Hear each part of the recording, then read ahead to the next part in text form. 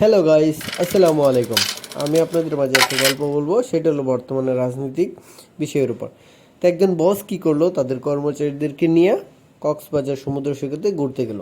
তো ঘোরা শেষ করার পরে অফিসের সকলকে, যে তার কর্মচারী আছে তাদের সকলকে 1 লিটার করে পানি দিল পলিথিনের মধ্যে এবং একটা করে সুই দিল। দিয়ে বলল কি, কালকে সকালে যারা যারা 1 লিটার পানি অফিসে নিয়ে যাইতে পারবেন তাদেরকে 1 মাসের স্যালারি এবং 1 মাসের ছুটি প্রদান করা হবে। তাহলে সবাই তো খুশি। তো বাসে ওঠার পরে সবার মনে একটাই চিন্তা, যে কার পানি ছিদ্র করে দেওয়া যায়।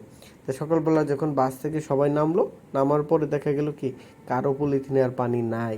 তো কী করলো, সবাই সবার পলিথিন ছিদ্র করে দেওয়া পানিটা ফালাই দিছে। তা আমাদের বর্তমানে দেশের অবস্থাটাও এরকমই হয়েছে, যে আমি কি করব ওইটা বাদ দিয়া আরেক রাজনৈতিক দল সে কি করতে পারলো না না পারলো, আরেকজনের পিছন দিয়ে আঙ্গুল দেওয়া, ও কি করলো না করলো ওইটা নিয়ে ব্যস্ত হয়ে পড়ে গেছে। আরে ভাই, আমি পরবর্তীতে কি করব আমার ওই টার্গেটটা দেও, বা আমি পরবর্তীতে কি করতে পারবো ওইটা দেখি। না, আমরা না দেখা একটা বিশৃঙ্খলার মধ্যে পড়ে গেছে আমাদের দেশটা। তারপরে কি, একটা দেশ কখন সুষ্ঠুভাবে চলবে, যখন একটা দেশের আইন ব্যবস্থাটা ভালো থাকবে। তা আমাদের দেশের আইন ব্যবস্থাগত তোই ভালো না, সিস্টেমটাই তো ভালো না। তা আমাদের দেশের আইনের সিস্টেমটা যত তাড়াতাড়ি পরিবর্তন হবে, আমি মনে করি আমাদের দেশটা তত তাড়াতাড়ি পরিবর্তন হবে।